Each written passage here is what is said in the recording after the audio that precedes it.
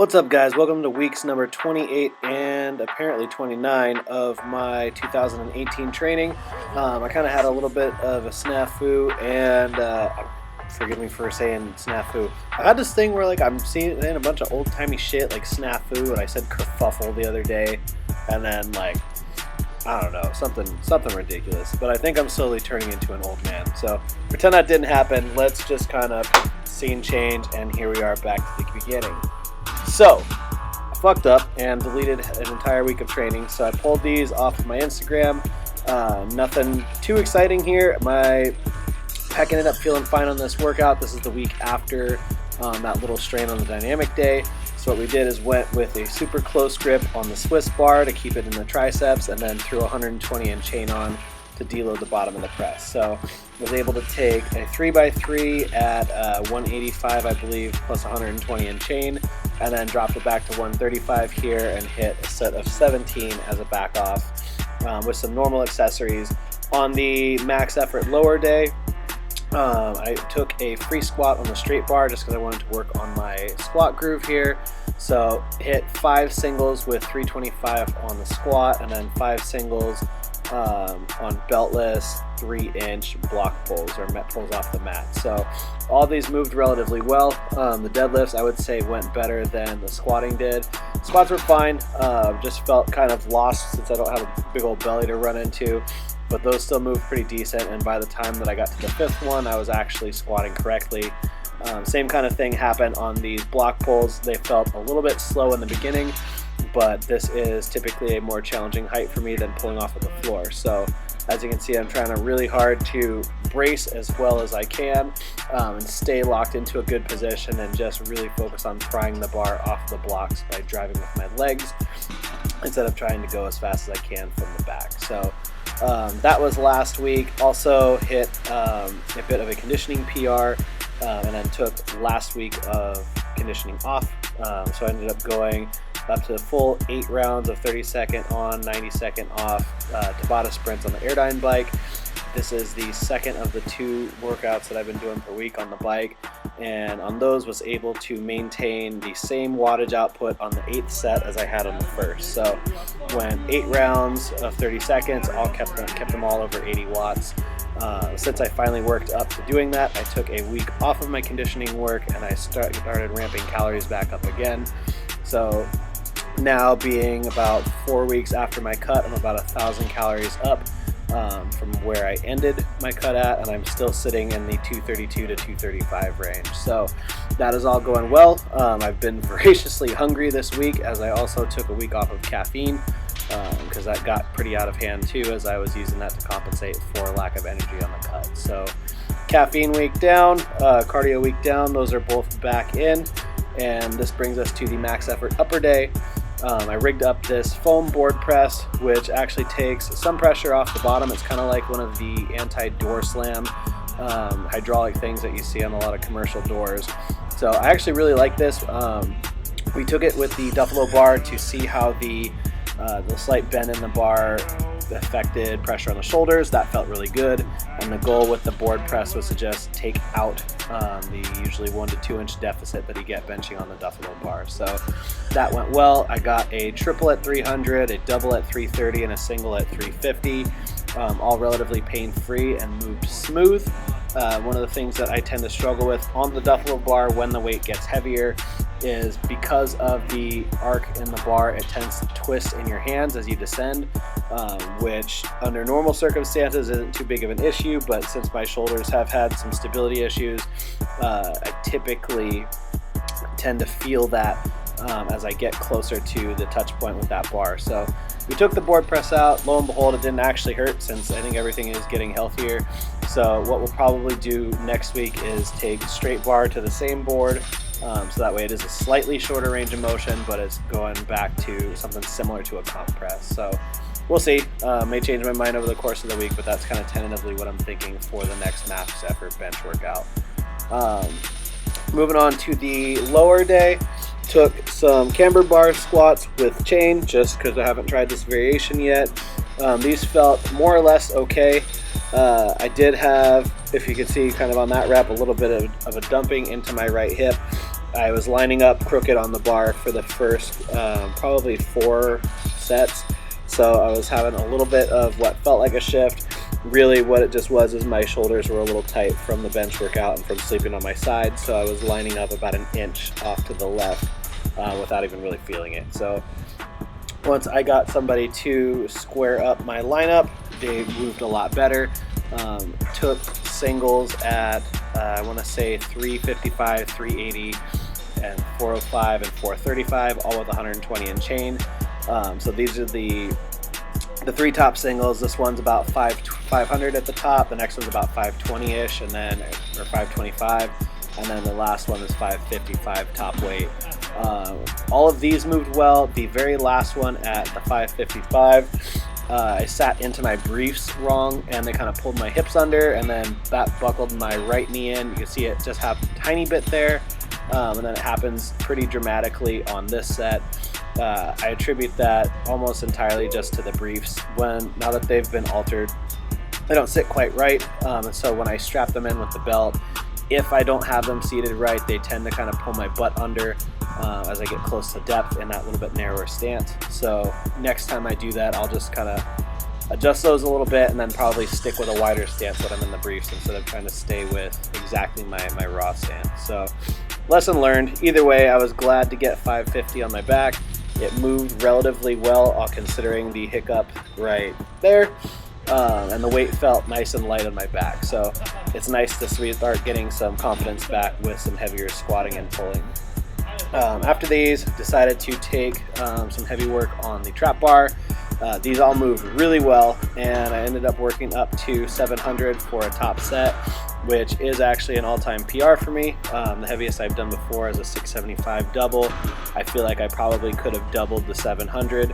So I think next time that I come back to this variation, I will probably nudge it up to like 720 so I can get another plate on there, and then probably start building up the lower handle pull. So I've not pulled on the lower handles yet. I want to get a comparison because typically at this height, if it's off of a block like in a regular conventional pull, this is harder than off of the floor. I've just not ever pulled on the low handles because the trap bar I used to own didn't have them. So we'll see what the carryover is between those, but these felt really good, and I was excited to hit this big weight without any kind of shift or symptom or even really any stanky leg.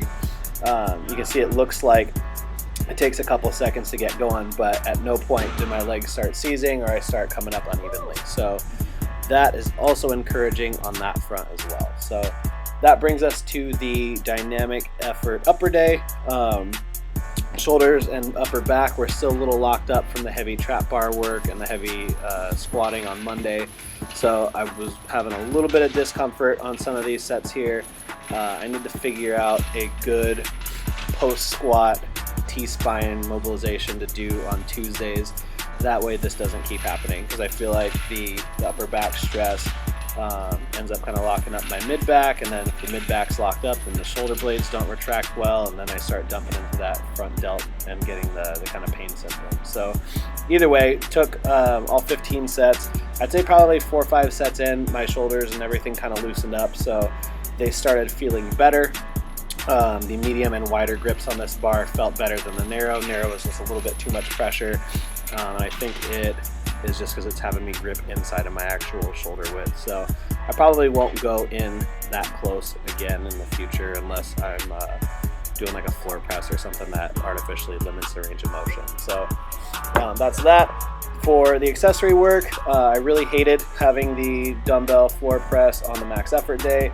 It ended up feeling like shit. It's too much extra loading, and I just didn't like it. So the dumbbell work got moved back to the dynamic day. What I think I'm going to do is keep just this kind of low angle, a little bit more pec driven press variation, because if I use the bench, then it's no big deal getting the dumbbells up into place. And what I'll do to keep the weight regulated is I'm going to force these to stay sets of 20 after the dynamic effort. I kind of copied this idea from watching Marshall Johnson, who tends to do 2 to 3 sets of 20 on dumbbells on his dynamic day. I really like how that felt. It got the chest opened up. It did get some work into the pecs, and was able to go up to 85s for 20 reps. So I think if I keep the reps at least above 15, that'll force me from getting too heavy on these too fast, and I would like to see these start to progress where I'm maybe hitting sets of 20 with 100 to maybe 125 pound dumbbells after the dynamic work. So we will see from there. I think if I start to nudge up over 100 pounds, I will drop the dynamic volume down to maybe 10 sets instead of staying 15.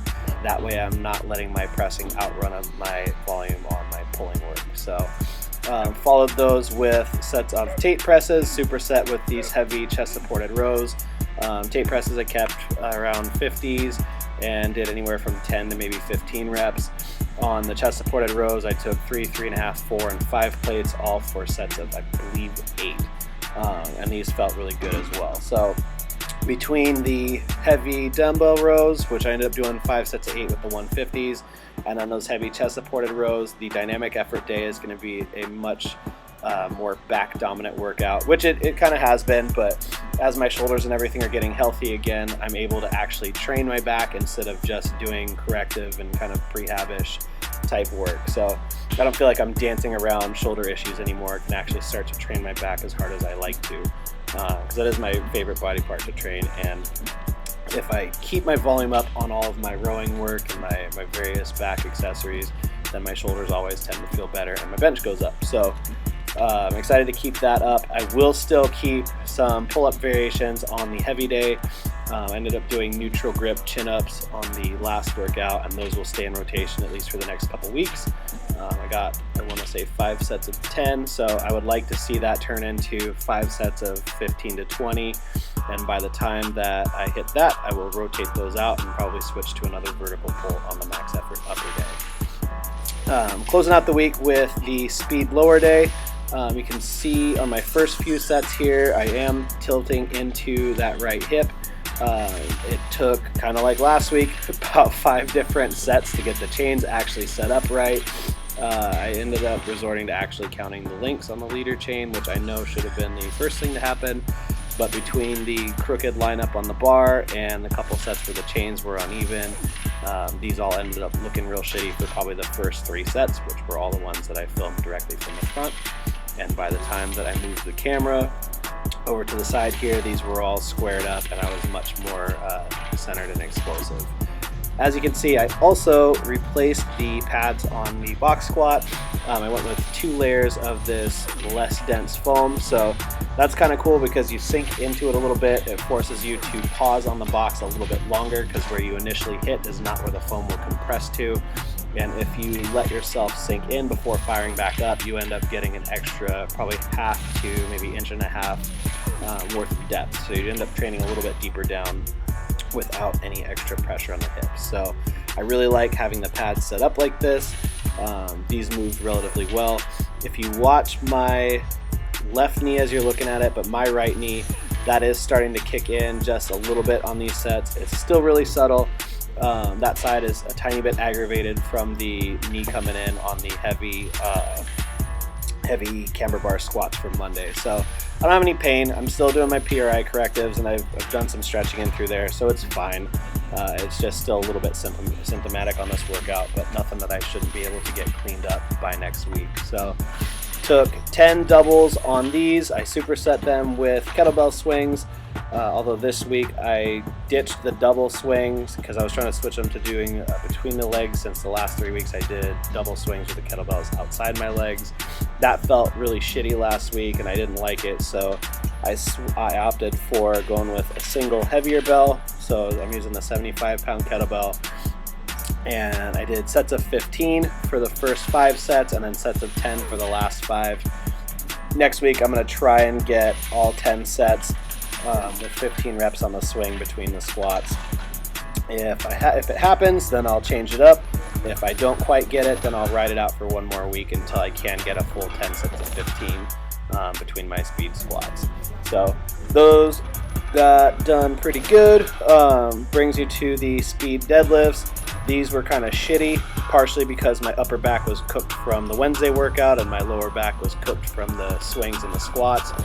And then partially just because my belt position. Didn't feel good today, and I ended up moving it back up to where it used to be. So I have gone full circle, and I'm back to pulling hook grip with a high belt position, and that's still the strongest for right now. So I'm gonna just keep that going, and now that I'm starting to get some strength back from eating more, I'm gonna just hone in the technique I was using before instead of trying to change too many things at once. So that is pretty much it for those. I did take some good mornings on the safety squat bar. I did sets of 8 at 150, 200, 240, and this top set at 290, which ended up actually being a set of 7 since I can't count at all pretty much ever. And these felt really good. So this ended up feeling better than doing them on the straight bar, Duffalo bar that I did last week. So I will keep this in for the next few weeks as well. And I'm gonna keep them in sets of 8 since they tend to build my glutes up really well. So that is it. I hope you enjoyed the video. If you did, please like it and subscribe to my channel. As always, be sure to check out the gym's website at savagebarbellclub.com. Be on the lookout for the new Deadlifts for Dornbecker information that's gonna be coming out in the next few weeks, and I will talk to you next week. Thanks.